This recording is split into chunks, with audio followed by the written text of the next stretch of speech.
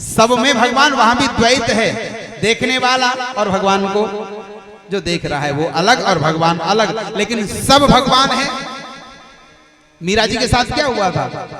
यही तो हुआ था। राणा ने भेजा चरणामृत के बहाने जहर,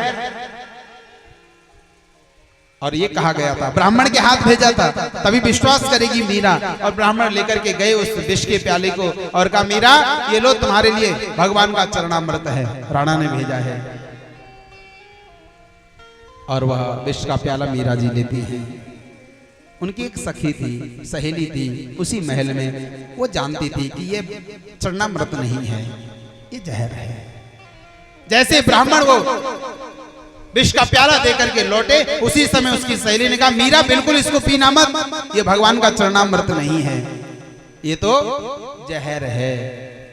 मीरा ने कहा नहीं, ये भगवान का चरणामृत के नाम से आया है, चाहे कुछ भी हो ये मेरे लिए भगवान का चरणामृत ही है, ये भगवान का प्रसाद ही है, इसमें मेरा श्याम है। और जहर जब काला काला दिखाई देने लगा तो सखी से कहती देखो देखो इसमें मेरा कन्हैया दिखाई दे रहा है, मेरा कृष्ण दिखाई दे रहा है। और कथा ऐसा कहती है जब मीरा जी उस विष को पीती है तो उसमें से विष प्रकट नहीं हुआ, उसमें से श्याम प्रकट हुए हैं, कन्हैया प्रकट हुए हैं।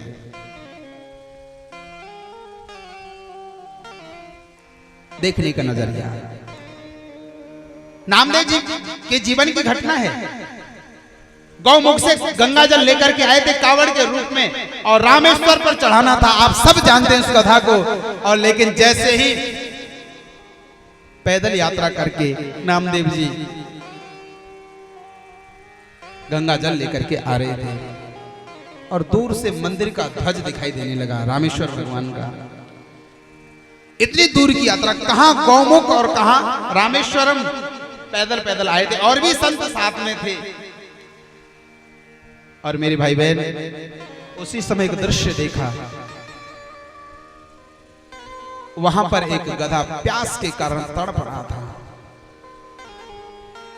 सभी संतों ने उस गधे को देखा कि प्यास से दुखी है, लेकिन किसी ने ध्यान नहीं दिया। बोले इतनी दूर से गंगा जल लेकर के आए हैं और भगवान रामेश्वर पर चढ़ाना है, शिव जी की पर चढ़ाना है, इतना प्रयास किया है। सबने देखा तो सही लेकिन किया कुछ नहीं। लेकिन सबसे पीछे पीछे नामदेव जी आ रहे थे और जैसे ही गधे को देखा कि प्यास से तड़प रहा है, ऐसा लग रहा है कि इसके प्राण पखेरु अभी अभी उड़ जाएंगे, तो उनको लगा हो ना हो ये गंगा जल की आवश्यकता सबसे ज्यादा इस गधे को है। और वही गंगा जल का पात्र लिया है, गौमुख से लेकर के आ रहे थे, शिव जी को चढ़ाना था, लेकिन उसी गंगा जल को लेकर के और भगवान भोलेनाथ का ध्यान करके आह्वान करके वही गंगा जल उस गधे को पिला देते हैं। ये ही मेरे रामेश्वर भगवान है, यही मेरे रामेश्वर भगवान है। जैसे ही गंगा जल पिलाने लगे, सभी संतों ने कहा महाराज क्या कर रहे हो, इतनी मेहनत से आप गंगा जल लेकर के आए हो, भगवान भोलेनाथ का मंदिर सामने है, दिखाई दे रहा है, छोड़ो कोई और सेवा करेगा, आपको क्या पड़ी है। लेकिन नहीं मानी संत ने, और जैसे ही पिलाया है मेरे भाई बहन वो गंगा जल, और ऐसी कथा कहती है कि उसी गधे में से रामेश्वर भगवान ने प्रकट होकर के नामदेव जी को दर्शन दिया था। उसी गधे में से जित देखूं तित श्याममयी है, कण कण में जर्रे जर्रे में भगवान है, लेकिन देखने के लिए नजर चाहिए, मीरा की तरह, सूरदास जी की तरह।